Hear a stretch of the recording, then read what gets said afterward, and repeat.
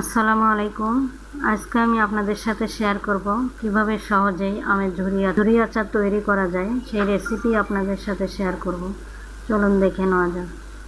এজন্য প্রথমে 3টা আম গ্রেটারের সাহায্যে গ্রেট করে নিয়েছি। সাথে দিয়ে দিচ্ছি স্বাদমতো লবণ আর হাফ চামচ হলুদের গুঁড়া। এখন হাত দিয়ে ভালোভাবে মেখে নিচ্ছি আর রেখে দিব 20 মিনিটের জন্য। এতে করে আম থেকে বাড়তি পানি বেরিয়ে আসবে।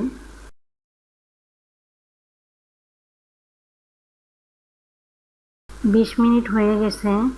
এখন হাত দিয়ে ভালোভাবে চেপে চেপে পানি বের করে নিচ্ছি।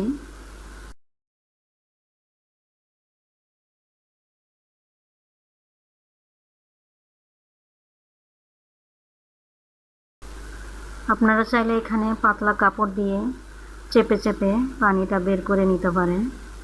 আর আমে কোনো প্রকার পানি থাকা যাবে না, এতে করে আচার বেশি দিন থাকবে না, নষ্ট হয়ে যাবে।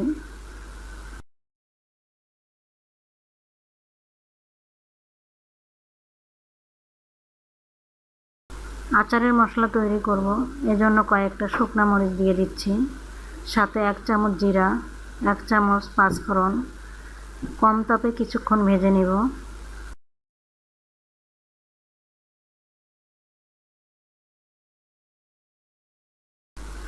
ভাজা হয়ে গেছে। এরপর দিয়ে দিচ্ছি 1 চামচ সরিষা দিয়ে হালকা তাপে ভেজে নেব, যেন সরিষা পুড়ে না যায়। ভাজা হয়ে গেছে, নামিয়ে নিচ্ছি। প্রথমেই শুকনা মরিচ গুঁড়ো করে নিচ্ছি। কারণ শুকনা মরিচ গুঁড়া করতে অনেকটাই সময় লাগে। এরপর দিয়ে দিচ্ছি ভেজে রাখা মশলা। এখন একসাথে সবগুলো গুঁড়ো করে নিচ্ছি। মশলা একেবারে মিহি করা যাবে না, হালকা দানা দানা থাকবে। এরপর যে আমের পানিটা ঝরিয়ে রেখেছিলাম,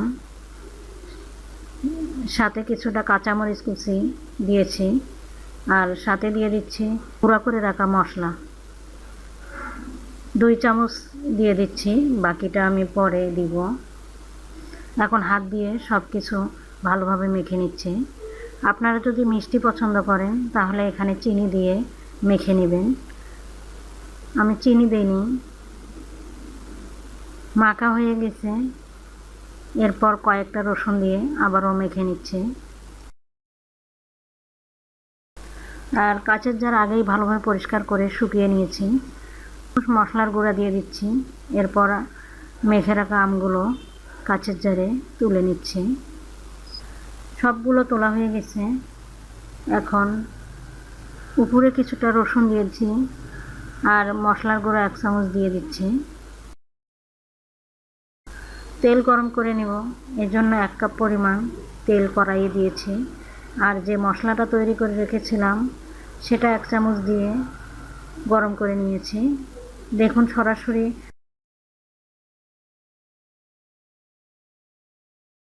সরাসরি কাঁচের জারে ঢেলে নিচ্ছি আর চামচ দিয়ে নেড়ে চেড়ে নিচ্ছি।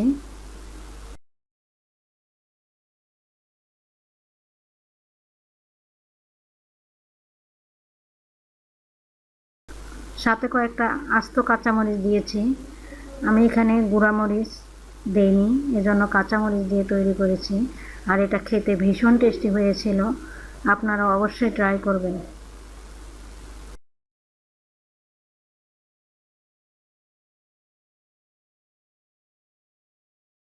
খিচুড়ি, পোলাও অথবা বউয়া ভাতে খেতে বেশি ভালো লাগে।